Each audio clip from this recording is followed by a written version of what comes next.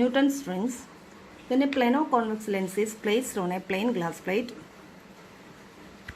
that is, a thin air film is formed in between the plano-convex lens and the plain glass plate.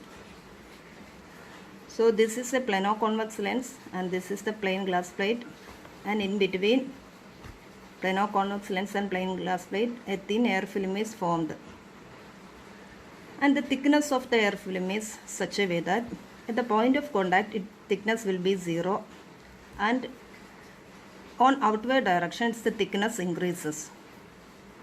So when light is incident on such a air film, then a part of the light is reflected from the upper part of the air film and also from the lower part of the air film, and these reflected rays interfere, and as part of this interference Newton's rings are observed. So here we are considering this point, that is the point of contact of this air film, the point of contact of this plain glass plate and the plano-convex lens as the center. If we imagine the points having the same thickness of air film, then the locus of the points having the same thickness of the air film lies on a concentric circle. If we consider a circle with the center as this point, the thickness of the air film here is the same as the thickness of the air film here. So these circles forms the locus of the points of the air film having the same thickness. So for the case we get concentric circles with the point of contact as the center, and these concentric circular fringes and is called the Newton's rings. This is the concentric circular fringes observed in Newton's rings. Here the center of the fringes is dark. So generally we are using a monochromatic light, then we get a concentric dark and bright circular rings. If we use a white light, then we get colored fringes. Then we can find out the radius of the diameter of the in the dark and bright rings. For that we can consider this experimental setup. So consider this plain glass plate and the plano-convex lens. Let R be the radius of the plano-convex lens. This is R and this also R. And we are considering this point. At this point the thickness of the air film is T. And with this point A as the center, if we imagine a concentric circles having the thickness T, the radius of the circle is Rn.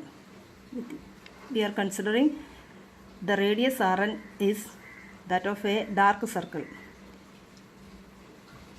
Then from this expression we can consider, from this diagram we can consider a triangle. The triangle is triangle BCD.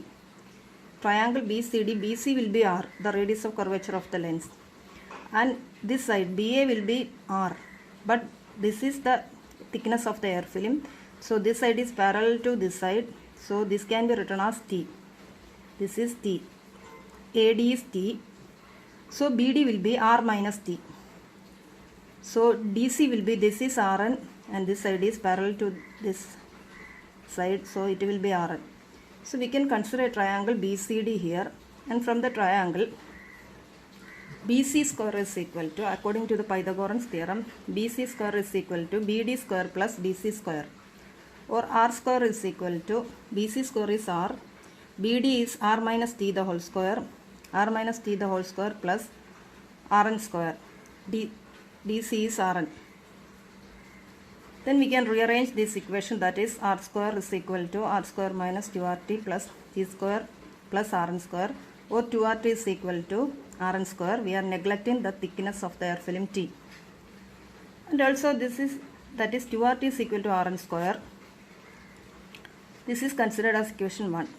And also we are considering the case of path difference. So we are considering this is a plano-convex lens and this is a plain glass plate. So we are considering the normal incidence. For normal incidence, the angle of refraction R is equal to 0.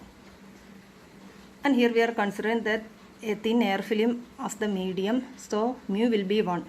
For the air film mu is equal to 1. So the path difference delta is equal to 2 mu t cos r, or we get delta is equal to mu is 1 and r is equal to 0, the delta will be 2t. So this is equation 2. And equation 1 is 2rt is equal to rn square. Equation 2 is delta is equal to 2t. So in the equation 1, instead of 2t, we can write rn square by capital R. That is 2t is equal to rn square by capital R. So here, this instead of this 2t, we will get, that is rn square by capital R. This is rn square by capital R. But we can consider the condition for the minima of a thin film, that is the path difference delta is equal to n lambda. For a point to be dark, in the case of thin films, the condition for minima or the condition for destructive interference delta is equal to n lambda. So here the path difference is rn square by r. So we can equate these two equations, that is, then we get rn square by r is equal to n lambda, or rn square is equal to nr lambda. That is, this is the equation for the radius of the nth dark ring. Radius of the nth dark ring. Or if we consider the diameter of the nth dark ring, then the diameter will be, the radius will be nr lambda, then the diameter will be 4nr lambda. This is the expression for the diameter of the nth dark ring. Similarly, if we consider the condition for constructive interference or the condition for maxima, that is, if dn is the diameter of the nth bright ring, if dn is the diameter of the nth bright ring, then we can consider this path difference as, from this equation, the path difference delta is equal to 2n plus 1 into lambda by 2. And also from this equation, delta is equal to rn square by r. So equating these two equations, we get rn square by r is equal to 2n plus 1 into lambda by 2, or rn square is equal to 2n plus 1 into r lambda by 2.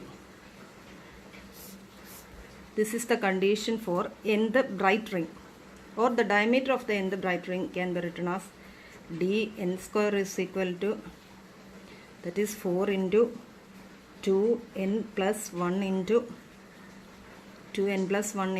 r lambda by 2. This is the condition.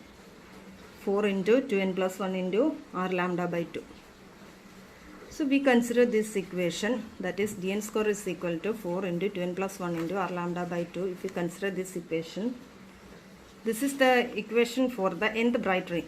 This is the equation for nth bright ring.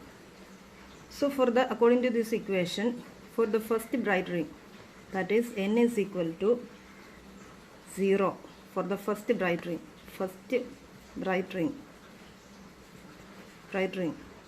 N equal to 0, that is d1 square is equal to 4r, n is equal to 0, then it will be, this will give 0, that is 4r lambda by 2. For the second bright ring, n is equal to 1, then d2 square is equal to, that is d2 square is equal to 4 into 2 into n is equal to 1 plus 1 into r lambda by 2. That will give, that is 4 into 3r lambda by 2. So for the third bright ring, n is equal to 2. d3 square is equal to, that is 4 into 2 into 2 plus 1 into r lambda by 2. This will give 4 into, that is 4 plus 1, 5 r lambda by 2. Okay, in generally we can write for the nth bright ring, according to this equation we can write for the nth bright ring,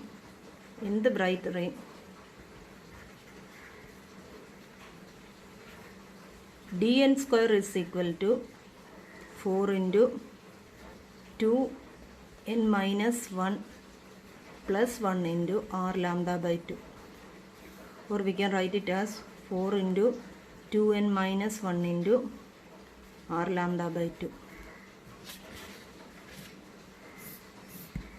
That is for the condition for the bright ring. 4 into 2n minus 1 into r lambda by 2. This is the condition for the bright ring. And the condition for the dark ring is dn square is equal to 4n r lambda in the dark ring. So where n can have values here 1, 2, 3, etc. 1, 2, 3, etc.